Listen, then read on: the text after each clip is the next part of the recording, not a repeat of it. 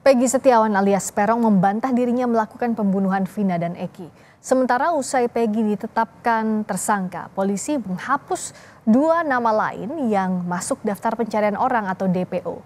Bagaimana polisi dapat memastikan kasus pembunuhan Vina terungkap tanpa adanya kejanggalan? Kami bahas bersama pakar psikologi forensik Reza Indragiri Amril dan Kapolda Jawa Barat 2016-2017 Anton Carlyan. Selamat malam Pak Anton, Mas Reza. Selamat malam, Assalamualaikum. Waalaikumsalam warahmatullahi wabarakatuh. Saya ke Pak Anton dulu. Ini kan saat ini ada 2 DPO yang dihapus namanya. Pertanyaan publik sejak kemarin adalah kok bisa dihapus? Berikutnya adalah nama 2 DPO ini ada di amar putusan bahkan. Kalau dihilangkan begitu saja, apakah artinya kita bisa melakukan langsung penyidikan berdasarkan putusan yang sudah inkrah atau justru harus dilakukan audit penyidikan terdahulu untuk mencari kebenaran yang sesungguhnya, Pak Anton? Mencermati hal tersebut, jelas sekali bahwa Polda Jabar memutuskan hal tersebut tentu saja setelah mengadakan konfrontir sehingga menemukan bukti-bukti baru. Kita sendiri paham bahwa lebih baik melepaskan 10 orang yang bersalah daripada harus menangkap hanya 1 orang yang tidak bersalah. Nah, ini tentu saja saya setuju juga demi transparansi ini harus diadakan audit investigasi, bahkan apabila sudah menjadi sorotan publik bisa diadakan gelar perkara khusus. Karena di dalam hal ini Polri pun juga diawasi baik secara internal mulai dari Biro Wasidik, kemudian ada juga Irwasum, ada juga Propam, bahkan Kompolnas. Ya. Belum lagi pengawas-pengawas eksternal, Komnas HAM dan lain-lain. Jadi di sini memang Polda Jabar harus betul-betul mampu menerangkan sehingga tidak ada kecurigaan-kecurigaan dari masyarakat. Dan saya yakin para penyidik pun juga nanti bisa memberikan satu jawaban. Kenapa dari 3 menjadi 1? Tentu saja ada alasan-alasan hukum yang bisa dipertanggungjawabkan. Karena kita juga sadari kadang-kadang netizen itu begitu bersemangat sehingga kadang-kadang juga terpengaruh dengan opini, asumsi. Maka dari itu harus ada bukti yang kuat begitu ya. Ya, legalitas salah satu hal yang harus dihindarkan itu adalah adanya asumsi. Nah, tentu saja di sini setelah dikaji oleh para penyidik, setelah dikonfrontir antara saksi yang satu dengan saksi yang lain, bahwa yang namanya Dani dengan satu lagi itu ternyata tidak jelas.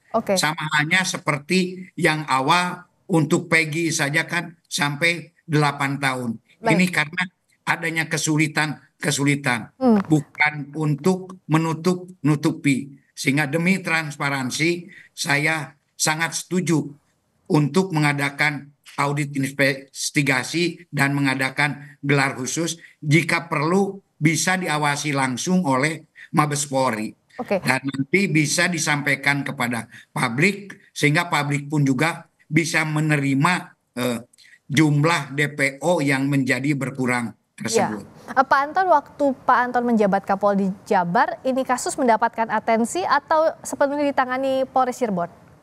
Kebetulan kalau tidak salah dari catatan ini kasus ini 27 Agustus 2016. Sementara saya menjabat Kapolda itu bulan Desember. Jadi kemungkinan setelah saya jadi Kapolda ini sudah P21. P21 itu artinya berkas ini sudah lengkap. Sudah diserahkan kepada kejaksaan sehingga sudah tidak menjadi tanggung jawab Polri lagi. Dan memang saat itu belum menjadi satu atensi atau menjadi sorotan publik. Nah, baru setelah adanya film itu sehingga menjadi viral sehingga menjadi satu sorotan. Jadi P21-nya pun di Polres ya, tidak naik ke Polda begitu ya, Pak? Betul sekali. Belum di Polda, jadi di Polres, masih di Polresta Cirebon. Jadi masih di Polresta Pak Cirebon. Indra kalau nggak salah, Pak Indra Japar saat itu Kapolresnya. Polresnya. Oke, nah saya ke Mas Reza. Tadi Pak Anton setuju kalau ada audit investigasi atau gelar perkara khusus untuk membuka kasus ini apakah ada yang salah atau tidak dalam penyidikan 8 tahun lalu. Untuk mencari kebenaran material, bisakah ini dilakukan dan bagaimana semestinya? Bagi saya sejak awal yang memang tanda petik berseberangan dengan Kompolnas dan berbeda pandangan dengan Polda Jabar, saya menganggap bahwa pencarian DPO itu bisa diturunkan prioritasnya. Yang justru harus ditempatkan pada prioritas utama adalah untuk mengecek ulang terkait dengan 3 indikasi loopholes, 3 indikasi kejanggalan. Apa itu saya? Pertama, terkait dengan metode yang digunakan untuk memeriksa para tersangka, apakah menggunakan cara-cara yang abusive atau cara-cara yang profesional. Yang kedua adalah untuk mengecek apakah sungguh-sungguh sudah terjadi perkosaan atau bukan perkosaan. Terkait dengan menurut saya kerapuhan atau ketidaksempurnaan dari metode saintifik yang telah diterapkan. Dan ketiga adalah terkait dengan benarkah sudah terjadi pembunuhan ataukah kematian 2 korban itu justru disebabkan oleh misalnya kecelakaan. Itu yang menurut saya diprioritaskan. Karena itulah rekomendasi saya akan sangat bijak sekiranya seluruh lembaga penegakan hukum melakukan eksaminasi terhadap berkas hasil kerja mereka, termasuk dilakukan oleh pihak Polda Jabar. Nah, terkait dengan audit investigasi internal, itu pun penting. Agenda kedua yang tujuannya menurut saya adalah untuk mencari tahu akar dari persoalan ini. Apakah ini berkutat pada masalah penyidik yang tidak cukup kompeten, berarti kompetensi merupakan sumber persoalannya, ataukah lebih serius daripada itu terletak pada aspek integritas para penyidik. Oke, dan kalau tadi untuk mencari barang bukti yang esensial mengarah ke tindak pidana pembunuhan maupun pemerkosaan, menurut Anda sampai sekarang masih banyak loopholes-nya? Ya, sampai hari ini saya masih memandang loopholes itu belum terjawab. Sebagai misal di tayangan Kompas TV yang terlihat saat ini, yang dihadirkan pada preskon adalah Peggy Peron. Ya. Disebut sebagai salah satu orang bahkan memiliki peran sangat dominan sebagai otak kasus pembunuhan dan perkosaan tersebut. Tapi sepanjang yang saya bisa lihat, yang diletakkan di atas meja tampaknya hanya bukti-bukti yang menunjukkan bahwa orang ini adalah Peggy Peron. Karena ada sekian banyak dokumen tampaknya yang berisikan identitas orang tersebut. Tetapi terkait dengan apa pidana yang sudah dilakukan oleh Peggy Peron, saya tidak melihat ditampilkan di atas meja penyidik. Iya, dan bagaimana pula misalnya Peggy Peron ini salah satu DPO yang ada di putusan pengadilan, begitu pula dengan 2 DPO lainnya. Pak Anton, kan yang jadi pertanyaan, kalaupun sekarang dikoreksi nama DPO-nya, kita salah satu unsur saja soal DPO tadi. Karena adanya ketidaksesuaian atau perubahan pernyataan dari tersangka. Padahal untuk alat bukti ini kan harusnya ada dari 5 minimal 2 alat bukti, tidak hanya berdasarkan keterangan. Apakah artinya sikap penyidik sekarang itu mengoreksi putusan yang sudah inkrah, dan bisakah ini, apakah ini tidak bertentangan dengan hukum acara pidana dan hukum pidana? Saya kira di dalam hukum pidana pun juga kan ada novum baru. Apalagi di sini sehingga ditemukan hanya 1 DPO. Makanya saya menyarankan di sini adanya gelar perkara khusus. Karena di dalam gelar perkara khusus itu pun juga ada di dalam juknis, itu nanti kita bisa melakukan rekonstruksi ulang. Rekonstruksi ulang tentang kejadian perkara. Kemudian juga rekonstruksi para pelaku atau tersangka. Nah, kemudian juga rekonstruksi pasal. Apakah pasal-pasal itu sendiri sudah sesuai atau tidak.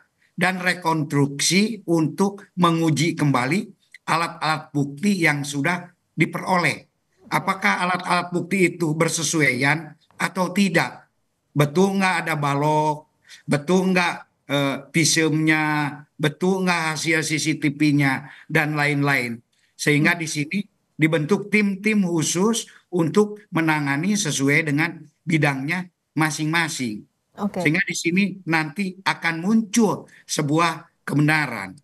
Bagi saya, kita harus percayakan kepada Polri.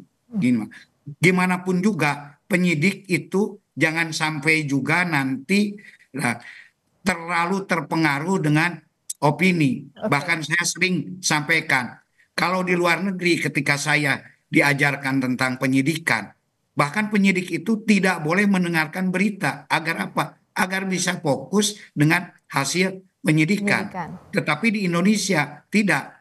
Justru kadang-kadang opini netizen ini sangat berpengaruh. Memang ada bagusnya. Bagusnya ya menjadi perhatian pimpinan. Kalau sudah menjadi perhatian pimpinan, pihak penyidik akan lebih serius menangani hal ini. Jadi di satu sisi adalah merupakan satu motivasi yang sangat luar biasa sebetulnya. Tetapi di sisi lain juga penyidik jangan sampai ya terbelenggu dengan opini-opini tersebut. Tetap kita berpatokan kepada alat bukti, di mana di sini untuk menetapkan status DPO itu kan adanya bukti permulaan yang cukup. Ya. Dimana kalau dulu bukti permulaan yang cukup itu cukup satu bukti, tetapi setelah adanya keputusan MA harus dua alat bukti yang sah, ditambah petunjuk, di mana satu sama lain saling berkaitan. Itu. Jadi fokus saja penyidik itu kepada penyidikan ini gitu. Kalau menurut saya gitu. Di samping nanti ada kesalahan-kesalahan, silahkan. Karena Polri pun juga selama ini kan tidak menutup mata atau tidak keberatan apabila ada anggotanya yang bersalah, silahkan ditindak. Tetapi jangan sampai stigma-stigma yang menyudutkan. Kita harus berdasarkan hasil investigasi. Makanya dari investigasi itu tadi kan bisa gabungan investigasi itu dari mana saja. Ya, baik. Mas Reza, artinya dengan gelar perkara khusus tadi, kalau tadi masih diragukan soal bukti-bukti ini terkait langsung atau tidak dengan tindak pidana, atau bukti-bukti itu menguatkan atau tidak pelaku melakukan tindak pidana tertentu. Artinya dengan gelar perkara khusus, kalaupun itu ada di petunjuk teknis, bisa segera dilakukan untuk mencari kebenaran material tadi, Mas Reza. Nama 3 orang DPO itu tidak hanya tercantum pada laporan pelapor. Nama 3 orang DPO itu tercantum dalam putusan hakim. Karena sudah tercantum di putusan hakim, maka saya ikuti proses bernalar Kompolnas bahwa ini sudah inkrah, sudah melewati proses pengujian paling tidak 3 tahap di tingkat penyelidikan dan penyidikan, kemudian di penuntutan, dan terakhir di persidangan. Karena ini sudah diuji 3 lapis, maka sudah barang tentu asumsi tunggal yang kita punya adalah pihak penyidik, pihak penuntut berhasil meyakinkan majelis hakim, dan majelis hakim mengamini ada 3 orang DPO. Ada 3 orang yang harus dicari untuk kemudian diproses, dimintai pertanggungjawabannya secara pidana. Kalau kemudian ada kalangan yang mengatakan, loh berarti ini kan barangkali otoritas penegakan hukum katakanlah melakukan koreksi, menemukan bukti baru, melakukan pengecekan ulang segala macam, tidak bisa asumsi itu, karena sekali lagi nama 3 DPO itu sudah tercantum dalam naskah putusan hakim yang inkrah. Karena itu konsekuensinya cuma satu, pihak kepolisian harus mencari 3 DPO sebagaimana yang tanda petik sudah diamanatkan atau bahkan seolah sudah diperintahkan oleh pengadilan. Kalau kemudian pihak kepolisian mengabaikan 2 nama DPO lainnya, maka jangan salahkan publik kalau terkesan ada semacam bentuk contempt of court, perendahan terhadap lembaga peradilan. Baik, dan kita harus tunggu, yang dinantikan adalah proses penyidikan kasus ini berlangsung secara transparan agar tidak ada banyak tanda tanya di publik dan ketidakpercayaan terhadap proses ini. Terima kasih Mas Reza Indragiri Amril, pakar psikologi forensik. Terima kasih Pak Anton Carlian, Kapolda Jabar 2016-2017. Selamat malam. Selamat malam.